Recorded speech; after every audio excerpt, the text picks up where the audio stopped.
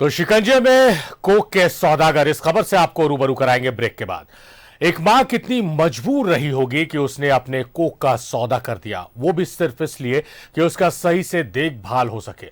लेकिन जालिम दुनिया ने कोक का सौदा करने के बाद भी सही से देखभाल नहीं किया।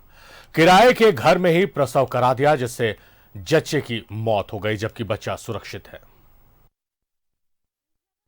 की खबर पर मुहर। मनोहरपुर में नवजात की खरीद बिक्री, कोक के सौदागरों पर कसा शिकंजा, सहिया समेत 3 महिला गिरफ्तार।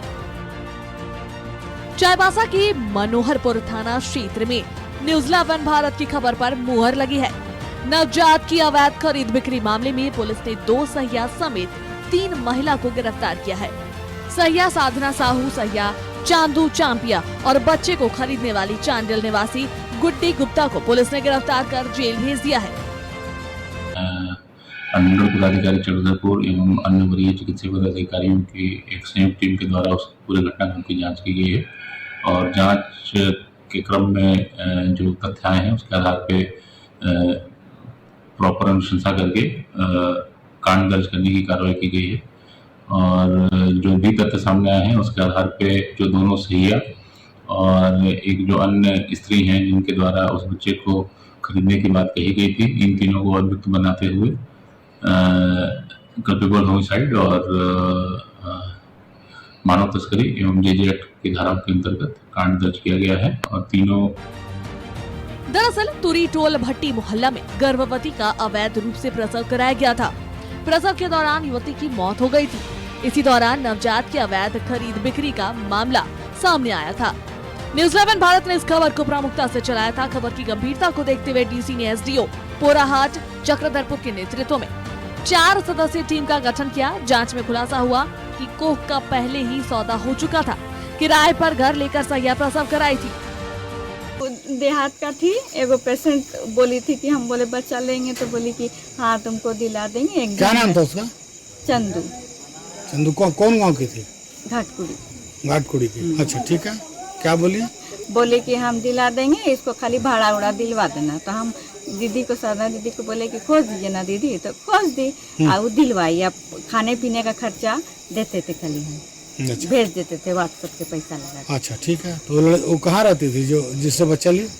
वो भी घाटकुड़ी का। हाँ, तो उसका मना कोई नहीं है, मामा मामी पालता था, तो इसको ना भगा दिया। तो ये बेचारी बोली कहाँ जाएंगे, मेरी दीदी लिए। तो फिर वो बोली कि जाओ हम लेंगे, बोले थे तो घर खोज दी। सरकार की लाख कोशिश के बाद भी कोक का सौदा नहीं रुक रहा है। गर्भवती महिलाएं गरीबी और मजबूरी में नवजात का सौदा करने को मजबूर है। इस अभिशाप को दूर करने के लिए बड़े पैमाने पर जन जागरूकता चलाने की जरूरत है। चाईबासा से न्यूज 11 भारत के लिए राहुल की रिपोर्ट। तो कोक के सौदागरों पर शिकंजा कसा गया है और सोचिए दुर्भाग्य कि डिलीवरी होने से पहले ही उसने, एक मां ने, वो जानती थी कि उसका भरण पोषण नहीं कर पाएगी, उसकी परवरिश नहीं कर पाएगी, तो उसने कोक का सौदा कर दिया और बच्चे को खरीदने वाली सहिया और जो तमाम लोग थे जिसने खरीदा वो भी पुलिस की गिरफ्त में आ गए हैं। मनोज हमारे सहयोगी हमारे साथ लाइव जुड़ रहे हैं। मनोज, बहुत शुक्रिया आपका। शुक्रिया इसलिए कि मुझे याद है कि जब ये खबर प्रकाश में आई थी तो इसी वक्त आपके साथ लाइव चैट पे मैं जुड़ा था और मैंने कहा था कि इस खबर को मुहिम की तरह बनाइएगा और इसका फॉलोअप जरूर कीजिएगा। आपने फॉलोअप किया और आपकी खबर का असर है कि जो तमाम आरोपी हैं, जो कोक के सौदागर हैं, वो सलाखों के पीछे हैं। एक बार चाहेंगे कि आप हमारे दर्शकों को पूरा मामला समझा दें और आज की जो गिरफ्तारियां हैं वो बता दें। देखिए, निश्चित तौर पे ये मामला मनोहरपुर के इलाके का है, मनोहरपुर थाना क्षेत्र का है। जब एक बिन ब्याही माँ जब बनी और उसके बाद उसे इलाज के लिए जब इशू होना था, तो जो सैया थी, वो सैया से ये महिला जो है कि वो संपर्क में आई। हालांकि ये बाहर काम करने गई थी, जहां बाहर काम करने गई थी वहां पे एक मानव तस्कर के गिरोह में गई थी और वहां से ही ये प्रेग्नेंट होकर आई।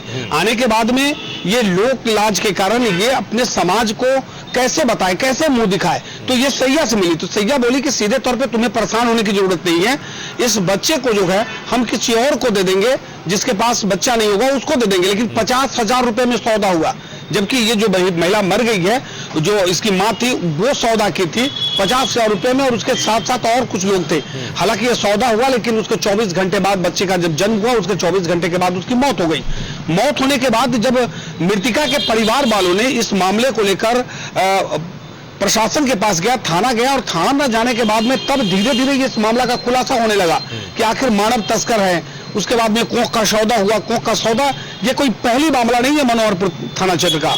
इस इलाके में ऐसी युवतियां जो भोली भाली हैं और जो गरीब हैं, वो 2 वक्त की रोटी के लिए वो बाहर जाती हैं, और वो मानव तस्कर सक्रिय वो लेके जाता है, और उसके बाद वो बच्ची जो है वहां पर मां बन जाती है। और उसके बाद जब वहां से आती है तो ये जो सैया है, इसका एक रैकेट भी ये काम करती थी, जो इसको पता है कि कोई बच्ची अगर बाहर गई है, आएगी इतने दिन बाद, जब वो प्रेग्नेंट हो जाएगी, जब उसको इशू कराना होगा, और उस बच्ची को ये बेचने का काम करती थी। हालांकि पहले नहीं खुलासा हुआ, लेकिन इस बार जब बिन ब्याही मां मर गई, उसके बाद खुलासा हुआ। खुलासा होने के बाद प्रशासन के साथ साथ न्यूज 11 ने इस खबर को बड़ी प्रमुखता से दिखाई। लगातार हम लोग इस खबर को दिखा रहे थे कि आखिर जो आरोपी है, आरोपी पर शिकंजा क्यों नहीं कसा जाए, क्योंकि ये बड़ा समाज के लिए एक घिनौना है और बड़ा धब्बा है कि समाज में एक तो बिन ब्याही मां बनना, दूसरी तरफ एक कोख का सौदा करना, उस बच्ची को बेच देना। आखिर खरीदार कौन है? खरीदार से सबसे ज्यादा दोषी अगर कोई है तो ये वो सैया है, जो ये पूरे रैकेट को चलाती है और जानती है, सब कुछ जानती है। और लगातार जब न्यूज 11 ने खबर दिखाया तो निश्चित रूप से प्रशासन जागी, और प्रशासन एक रोज पहले गई थी, पूछताछ की। पूछताछ करने के बाद में सीधे तौर पे उस वक्त छोड़ दिया गया था। जब सब कुछ साफ हो गया तो इसे शिकंजा में लेकर आज इसे जेल भेज दिया गया, और साथ साथ एक बड़ा खुलासा हो गया कि ये जो सैया है और इसके साथ जो 3-4 लोग और हैं, ये एक रैकेट में काम करते हैं कि बच्चा कैसे बेचा जाए, क्योंकि अब कोख का सौदा हो रहा है। काम करने का तरीका बदल गया है, क्योंकि जो इलाका है एकदम पिछड़ा इलाका है, झारखंड का अंतिम गांव का ये, उड़ीसा और छत्तीसगढ़ का बॉर्डर माना जाता है। थोड़ा अगर आगे पीछे चले जाए तो दूसरे राज्य में प्रवेश कर जाएंगे, तो निश्चित तौर पे वहां का भाषा भी अलग हो जाता है, वहां का रहन सहन अलग हो जाता है। लोग समझ नहीं पाते कि क्या वाकई ये झारखंड की है, वाकई ये उड़ीसा की रहने वाली है या छत्तीसगढ़ की रहने वाली है। तो ये इसका फायदा उठाता है जो बिचौलिया है, और ये बिचौलिया का जो पूरा रैकेट चलाने के, यानी जो बच्चे को बेचना है, ये पूरा काम ये सैया करती थी। तो अंततः न्यूज 11 का मुहिम काम आया, और आज ये सारे के सारे लोग जो है वो सलाखे को पीछे है। लेकिन इतना जरूर है कि प्रशासन जाग गई है, आम जनता भी जागा है। जगाया न्यूजीलैंड भारत ने मनोज, और न्यूजीलैंड भारत की पहचान इसी से है कि न्यूजीलैंड भारत खबरों को खबरों की तरह नहीं, मुहिम की तरह लेता है। और न्यूजीलैंड भारत के तेज तर्रार जो संवाददाता है, वो किसी खबर के पीछे अगर पड़ जाते हैं तो उसके तह तक जाते हैं, और जब तक उसमें कार्रवाई ना हो वो उस खबर पर बने रहते हैं। मनोज ने भी वही काम किया। मनोज, आपका बेहद शुक्रिया इस खबर को प्रकाश में लाने के लिए और इस खबर को अंजाम तक पहुंचाने के लिए।